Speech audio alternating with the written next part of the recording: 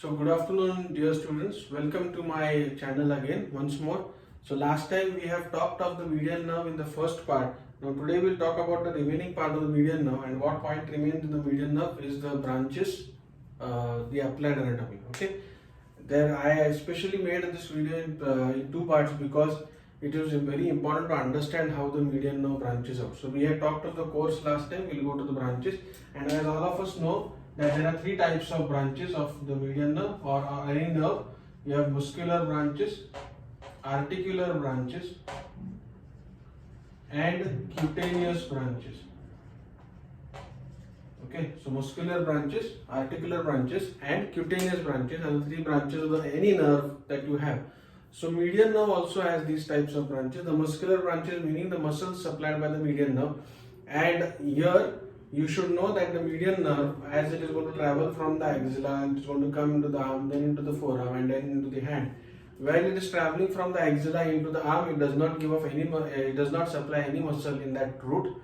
But it is the main nerve of the forearm. If you remember that we have talked of the introduction, it is the main nerve of the forearm, and we have seen that the forearm has the flexor muscles here. You have 5 superficial flexors and 3 deep flexors. Okay, so in the forearm, the medial nerve is going to supply all the superficial flexors except flexor carpi ulnaris. Okay, it will supply all the superficial flexors except flexor carpi ulnaris, and in the deep flexors it is going to supply lateral half of flexor digitorum profundus, flexor pollicis longus and pronator quadratus. Meaning out of the 8 flexors, all are supplied by the medial nerve except for flexor carpi ulnaris and medial half of flexor digitorum profundus. I will again repeat. So if you have to make the list of muscular branches that are going to be supplied by the medial nerve in the forearm, the medial nerve supplies pronator teres, flexor carpi radialis, palmaris longus, flexor digitorum superficialis. Okay, it will not supply flexor carpi ulnaris. I hope you remember these 5 fingers which I had shown you when we talked about the flexors. Then the second thing, the deep flexors, flexor pollicis longus, lateral half of flexor digitorum profundus. Flexor digitorum profundus is a hybrid muscle, and so lateral half of flexor digitorum profundus is going to be supplied by the medial nerve, and you will have pronator quadratus. But what you should understand here is that the deep muscles are supplied by a branch of the medial nerve which is called as the anterior interosseous nerve, or it is called as the deep branch of the medial nerve. Okay, so that is what you have to remember here. So in the forearm it is going to supply these muscles. Now when the medial nerve comes into the hand, and if you go back to the plan of the hand, which the video which I have posted earlier, here you know that there are 20 muscles here. Now out of these 20 muscles, 5 muscles are supplied by the medial nerve. Now which are those 5 muscles? The medial nerve is going to supply the muscles of the thenar eminence. You have 4 muscles of the thenar eminence, 3 of them are supplied by the medial nerve, and you will have the first and the second lumbricals. Now I want all of you to go back to the video of the palm to revise this purposely so that you will understand it. I'll tell you the list of the names of the muscles which are supplied by the medial nerve here, but please go back to the video of the palm to understand these things carefully. Okay, so which are the muscles of the thenar eminence? You have abductor pollicis brevis, flexor pollicis brevis, opponens pollicis and adductor pollicis. Okay, so except adductor pollicis, all of these muscles are supplied by the medial nerve. Okay, and adductor pollicis is going to be supplied by ulnar nerve. Now because flexor digitorum profundus has a dual nerve supply, lumbricals, which are small muscles which arise from the tendon of flexor digitorum profundus, they also will have a dual nerve supply. The first and the second lumbrical arise from the lateral half of the flexor digitorum profundus. Therefore first and second lumbrical will be supplied by the medial nerve, and third and fourth lumbrical will be supplied by the ulnar nerve. So these are the muscular branches of the medial nerve. See that this is, you have to very carefully understand which are the muscles that are supplied by the medial nerve. Now you come to the cutaneous branches. Now this is very interesting to understand. Cutaneous branches meaning the skin that is going to be supplied by the medial nerve. Okay. Now the skin that is going to be supplied by the medial nerve is going to be, if you talk of the hand like this here, this is the thumb, this is the index finger. Okay, this is the hand. The medial nerve, as we saw, as it comes out through the carpal tunnel, it will go into the hand and divide into lateral and medial terminal branches. Now, it supplies the branches of the medial nerve. It is going to supply what? It is going to supply here. What? It is going to supply the skin over the thenar eminence. Okay, I'll repeat this. And then lateral 3.5 fingers. 1, 2, 3.5 here. Okay, so this will be the area of supply by the median nerve. Okay, so it is going to supply, to understand this, here if all of you can see here, this is the thenar eminence. Okay, so it is going to supply the skin over the thenar eminence, and it is going to supply the skin over the first, second, third and half of this digit. Okay, so lateral 3.5 digits and skin over the thenar eminence will be the cutaneous distribution of the median nerve. Now this, what you should understand, this is only on the palmar aspect, not on the dorsal aspect. So the palmar aspect of the hand will be supplied by this, the skin over the thenar eminence and skin over lateral 3.5 digits on the palmar aspect will be the cutaneous distribution of the median nerve. Okay, so if a person has problems here in this half of the hand, it must be suggestive of problems encountered with the median nerve. Okay, so that those are the cutaneous branches.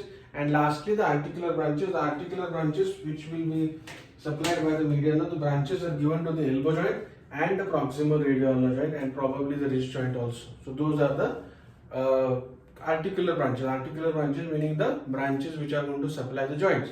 Okay, so that is about the theoretical aspect of the median nerve. Now, why is the median nerve important? Okay, so you should understand. We are going to talk about the applied anatomy now. Now, median nerve is a very important nerve of the forearm. Okay, and when we have talked of, I said that it is called as laborer's nerve. Now, why median nerve is called laborer's nerve? Because you should understand that it supplies muscles which are responsible for crude movements. Now, first you should understand what is the job of a laborer. A laborer is a person who is going to do a job which does not involve much of skill. He is going to break stones, he is going to pick up the debris from one place to the other. So that is the work of a laborer. Similarly, median nerve is going to supply the muscles which are going to do crude movements. Now, what do you understand by crude movements? Crude movements meaning the movements which do not require any refinement. I'll explain this to you. Now, you know that median nerve is going to supply the flexor, and this flexor digitorum superficialis, flexor digitorum profundus are going to be gripping muscles. If you observe a baby who is born, a newly born baby, he can do this. Rather, if you give your finger in his hand, he will close the fist. So this is what is there. These are the movements which are present since birth, and the writing, then drawing, artistic movements, these are going to take later. These are going to develop later in life, and therefore these movements which are present since birth and do not require any refinement or fineness, these movements are called as crude movements. Okay, so median nerve supplies the muscles which are responsible for crude movements, and therefore it is called as laborer's nerve. Okay, so that is the first applied anatomy which you should understand. The second thing which is very important, and that is why I have made this video separately for understanding purpose of the applied anatomy here, is a very important syndrome which results because of compression of the median nerve here at the wrist. Now, all of us know that at the wrist you have the carpal bones which form a concavity, and then this concavity is closed by the flexor retinaculum, and this concavity closed by the flexor retinaculum is called as carpal tunnel, and the median nerve along with the flexor tendons is going to pass to the hand, passing through this carpal tunnel. Now, if there is going to be compression of the median nerve in the carpal tunnel, it results in signs and symptoms which are called as carpal tunnel syndrome. Now, what is carpal tunnel syndrome? It's a short note can separately be asked on carpal tunnel syndrome. So, carpal tunnel syndrome means it is a syndrome which results because of compression of the median nerve within the carpal tunnel. All of us know what the carpal tunnel is. Now, how can the median nerve be compressed there? There are many factors which can lead to compression of the median nerve. The commonest factor is you have jobs of people like computer operator, typewriter operators. So when they are going to constantly do this work, there is going to be friction of the flexor retinaculum.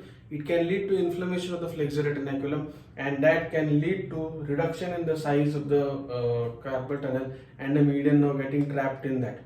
That is first. Second, there can be inflammation of the joints of the wrist joint, or inflammation of the bones of the wrist joint. So wrist joint arthritis is one of the commonest cause for carpal tunnel syndrome. So when there is wrist joint arthritis, the space again will reduce and the median nerve will get trapped there. Then the third condition is called as tenosynovitis. Tenosynovitis meaning teno meaning tendon, synovitis meaning synovial sheath which is surrounding the tendon. The tendons which are going to travel with the median nerve in the carpal tunnel syndrome, if there is going to be inflammation of these tendons along with the synovial sheath, then the median nerve is going to get trapped in between that, and that can result to carpal tunnel syndrome. And last reason why there can be carpal tunnel syndrome is endocrine disorders like acromegaly. Now, what is acromegaly? Acromegaly is a disease where there is increase in the growth hormone secretion after fusion of the epiphysis, meaning the bones are not going to grow long, they will go broad. So there is going to be broad increase in the breadth of the bone, and thereby again the carpal tunnel will get reduced in size, and it can lead to compression of the median nerve there. And then there is myxedema, which generally occurs in hypothyroidism, again where there is accumulation of that myxedematous fluid there within the carpal tunnel syndrome, carpal tunnel, which will lead to compression of the median nerve there. So this is the list of the causes of carpal tunnel syndrome, like typewriter operators, then I told you tenosynovitis, inflammation of the wrist joint, then you have acromegaly, hypothyroidism. All these are causes of carpal tunnel syndrome. What will happen when the median nerve is compressed there? Initially, where the patient will complain of pain along the distribution of the median nerve. So you will have pain along this area, meaning the patient will have pain here in the thenar eminence, and also he will have pain in the wrist. This pain is generally aggravated at night. Then further, as the disease progresses, there is going to be tingling numbness in the region here. Further progression of the disease will lead to wasting of this thenar eminence. If you observe that this thenar eminence has a bulge there, and if there is going to be weakness of this muscle there, the thenar eminence becomes flat, and then there will be wasting of the thenar eminence muscles.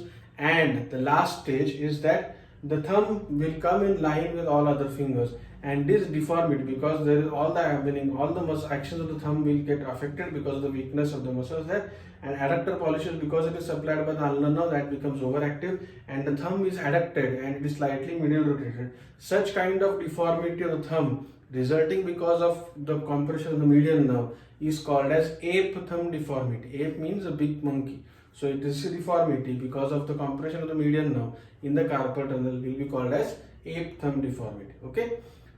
So this is about the median nerve, complete discussion of the median nerve. I hope you have understood this. Please watch the video to the end, and please like and subscribe to my channel. Thank you so much.